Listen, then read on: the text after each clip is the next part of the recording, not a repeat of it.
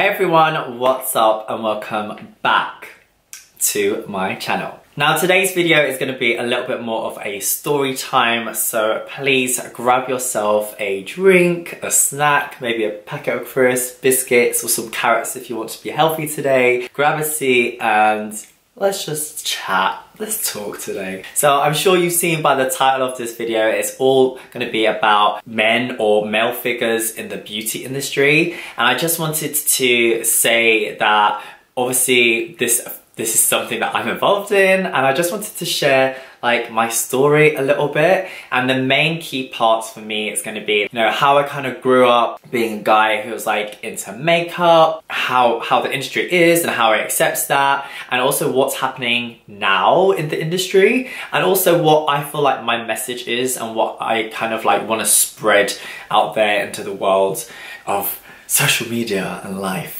So yeah guys, if you want to hear more, then keep on watching. So I kind of wrote some notes down on my phone, and I have not really scripted this at all. I'm just gonna kind of like go for it, and hopefully it won't be a really long video because that would be really like just hard to edit. I was born and raised in London, and I feel like London is quite a diverse place, that obviously there's a lot of different people and a lot of different like ethnicities, and you can really kind of, I feel like, be who you are. You know, like growing up in that environment, I think was a little bit hard because I went to a Roman Catholic school, so everyone was, you know, a little bit more like traditional, or yeah, so that was kind of hard. And I knew that I was always into art and theatre studies, and basically the reason why I really got into makeup was the first time I ever tried anything, I think I was like 16, and my best friend at the time bought me this powder, and it was by Rimmel, and it was this pressed powder by Rimmel, guys, which was like 5 shades too light for me, and I think he used to use that one, so he was like, oh, you should try this.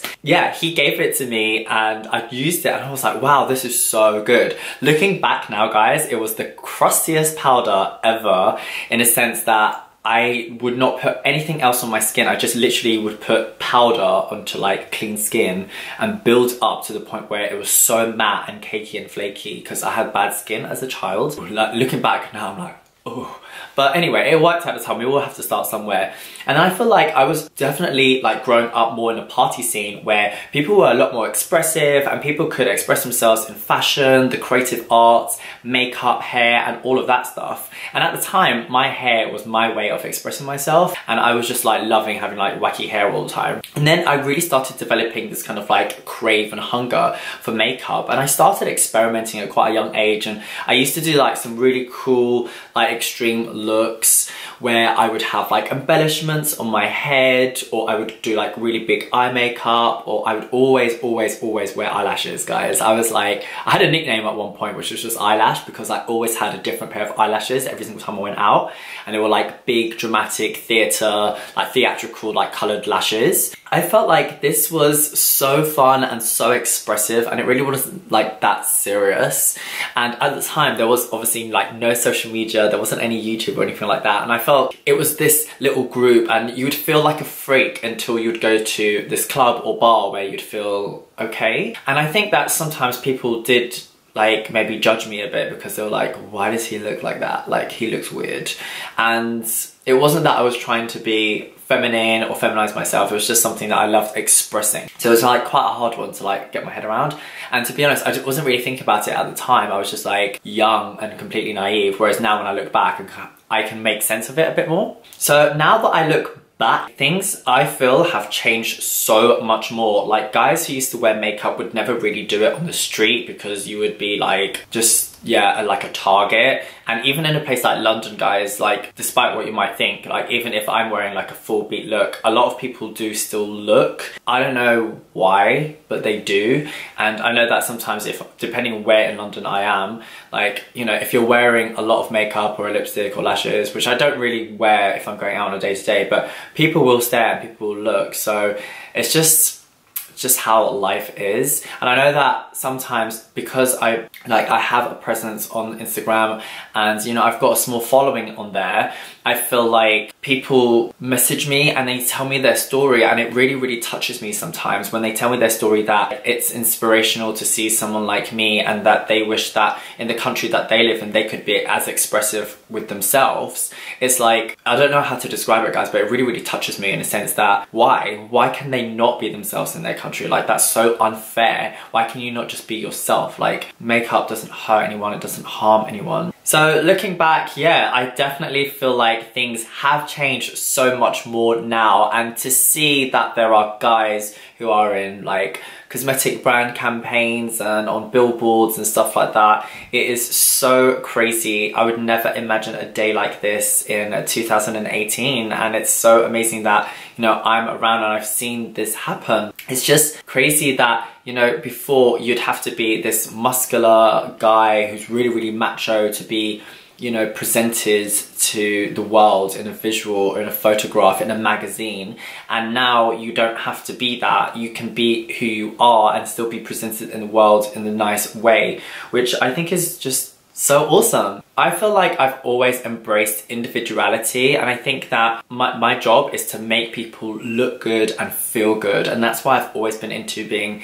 a hairdresser and also a makeup artist, because I know that these simple tools will transform someone, not just on the outside but on the inside, where, you know, they just feel more confident about themselves. And that is where I feel like I have a gift in my trade, and I love making people smile and happy. And it's just such a simple thing, guys, when you think about products and makeup products and stuff like that, but if it can make you feel a certain way, I feel like that's such a powerful thing. It's amazing. The industry is definitely changing. I feel like now more than ever, and especially with social media, we are being presented with a lot more guys who are in the beauty industry and who are wearing makeup, and I definitely see that there is a community of a few of us who are basically, you know, without even realizing, we have a message, and you almost have this like internal message. Now, I'm not a big preacher, guys, I'm not about that, and I never go and say, yeah, I've got a message and it's so strong and everyone should do this. That's totally not me at all. I'm a lot more chilled and laid back, and for me, I'm just about positive energy, positive vibes, and if I can make one person smile with a photo or a video that I post on my Instagram or my YouTube, then my day is done. That's all I want to do, guys. I personally don't feel like there is a strong preaching message in me, but without even realizing, there is. And that message is diversity, where, you know, you can show and be who you are on a whole spectrum of like skin colors, nationalities, backgrounds, and also gender. So having this kind of gender neutral, kind of forward thinking way, I think is such a strong topic. Other topics are more about cruelty-free products and vegan products and things like that, which I think is so important as well. And there are so many messages right now, especially within the beauty community, that are being thrown around, that are so strong and powerful, that can really change the way that we like affect our environment and really change the way that we use our resources. So I think this is a plus, an all-round plus. I just want to say a personal little message to anyone who's watching this. I know that your love, support and comments always means so much to me, and sometimes you're so shocked that I do reply and I do reach out to you as well, and I give you just as much love as you guys give me.